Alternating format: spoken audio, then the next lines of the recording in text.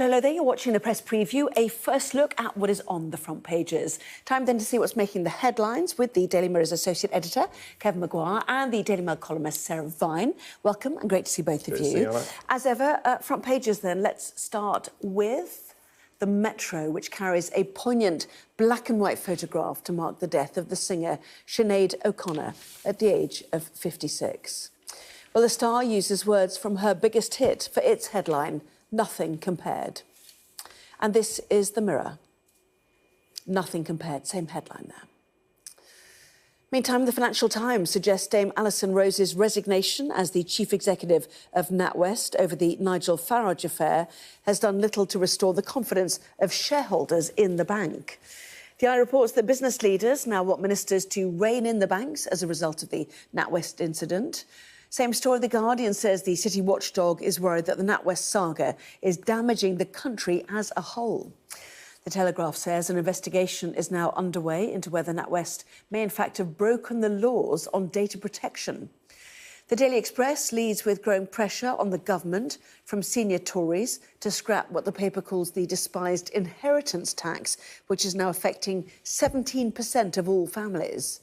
The Daily Mail claims an exclusive with ministers calling for a clampdown on allegedly corrupt immigration lawyers who were named by the paper in their investigation over the past 2 nights.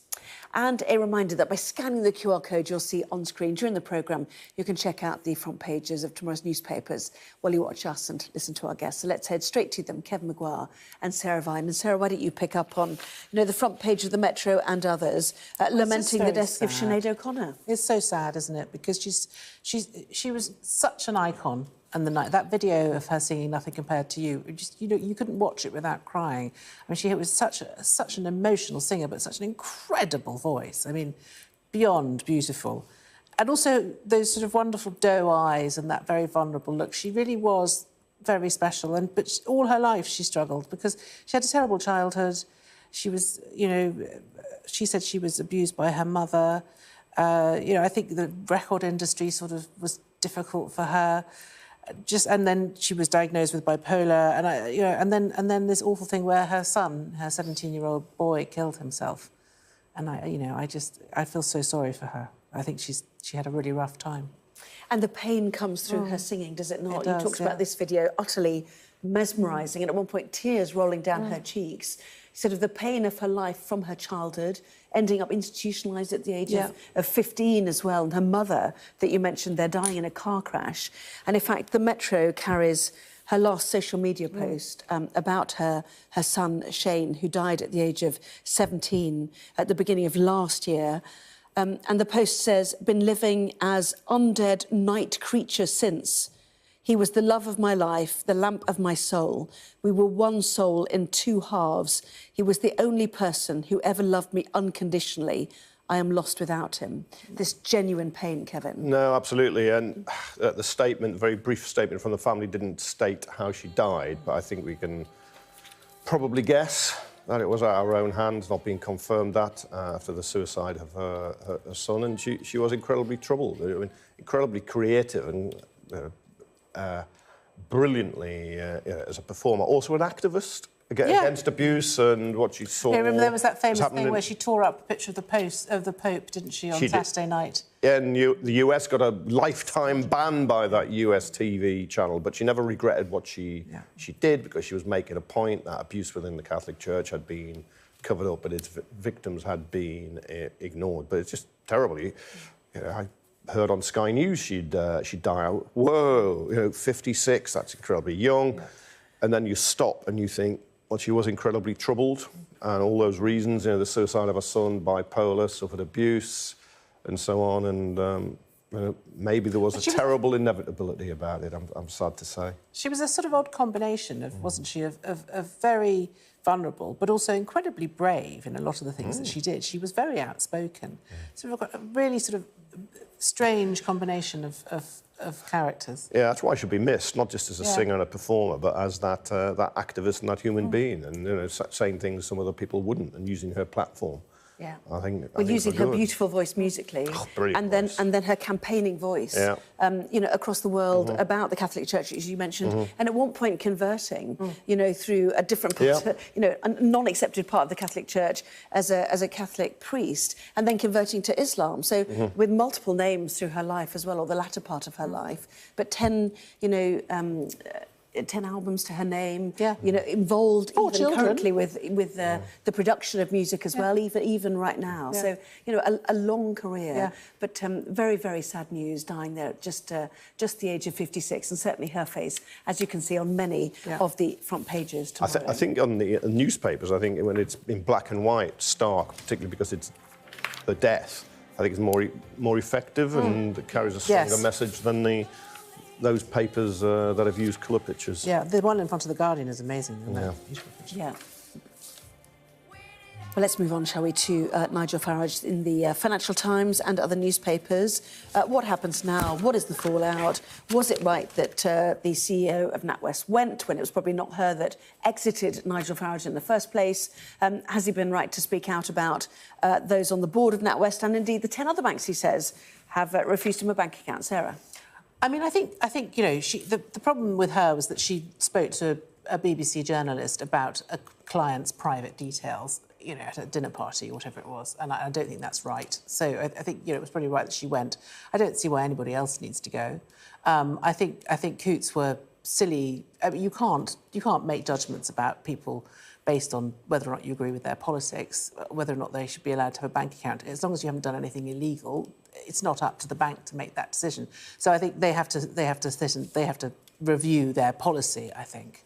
I mean, and I think what's interesting about this whole Farage thing is it's shown how skilled a politician he really, really is. I mean, he's very good at getting his point across. You know, he's managed to almost bring down a major bank. But are you sad that a senior woman in the city, which has so few, has lost that position and others? She's effectively been cancelled by him over his bank account. Well, if he'd not made it public, none of it would have happened, of course. He would have just got another bank account with another bank. Well, yes, but on the other hand, he was cancelled by his own bank, which is not acceptable. He wants blood. I don't think he was wants wrong. blood, doesn't he? I don't think he was wrong, and I don't think she should keep her job just because she's a woman. I mean, I think if you make a mistake like that, and I don't think it's right if you are seriously in charge of a bank, you shouldn't talk about a client's private details with a journalist. Statements that a journalist had said that were in the public domain, wasn't she? If you look carefully at the statement she made yesterday about this. The savings and investments, the 1 and the 3 million. Look, I think she made a mistake. I think Coutts was wrong. But we've got to have a sense of proportion here. And Nigel Farage, Saint Nigel, of, you know, the martyr of Brexit. I mean, come on. I mean, she made a mistake. What about Brexit? It's not delivered anything he promised. You know, it's 100 billion plus cost. It's created mayhem for businesses and people. No, but it is. It's to get it in a sense of proportion.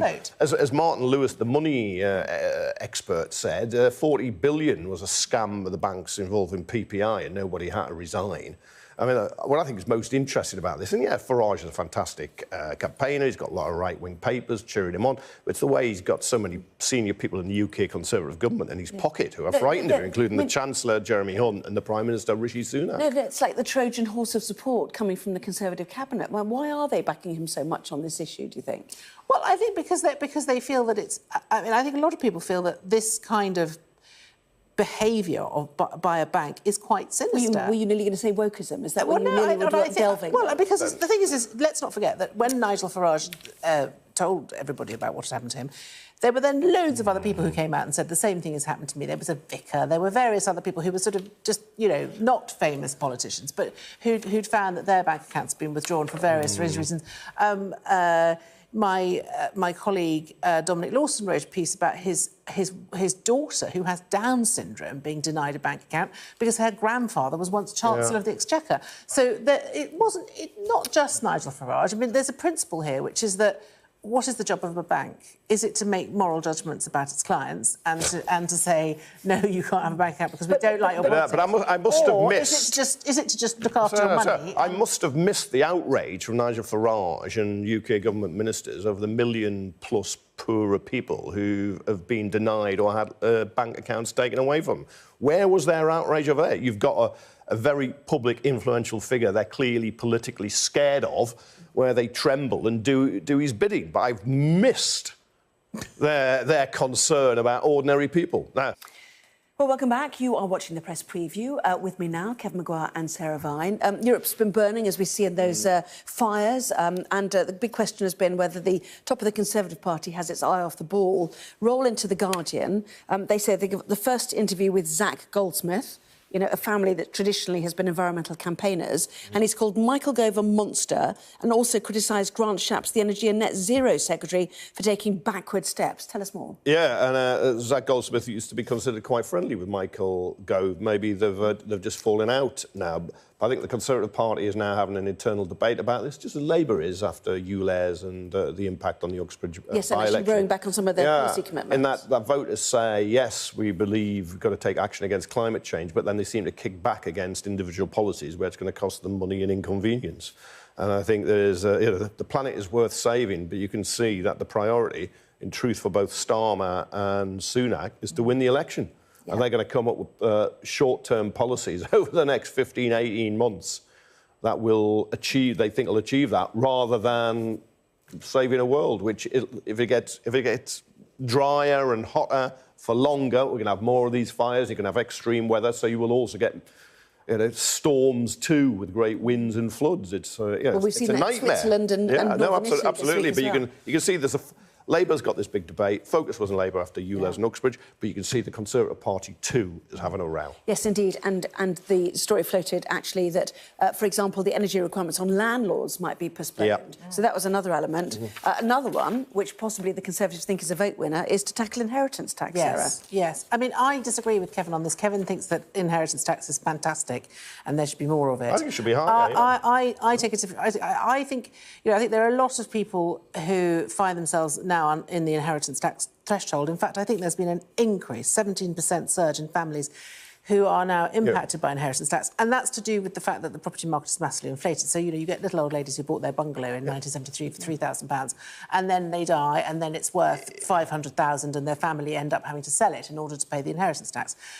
I personally think that, it's a tax on ambition. I think it's I think it's good to want to leave something to your children, to give them a help, and also in today's world, it's a tax on something for nothing. But what do you work for? Is what she said. Yeah, exactly. Well, no, you enjoy it, but you're dead. As my mum said, a shroud has no pockets. You can't take it with you.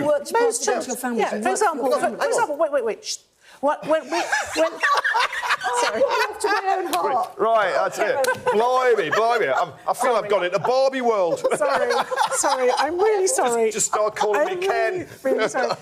No, very quickly. When we grew up, we had our university degrees paid for. We didn't have loads of student debt. Hang on. We didn't end up, it wasn't impossible for us to get on the property ladder. Quickly. Hey, look. Go on quickly. This 17% increase is only 4,000 to 27,000. 27,000 people out of 722,000 who die. Hardly anybody pays it because a single person can pass on $500,000 tax-free and a couple can pass on $1 million tax-free. Look, what do these people want? They just want money for nothing. It's welfare. That's what it is. We will talk about that. So few people. Why do you care about it? The weather. Raise $7 billion because they're filthy rich. Stop.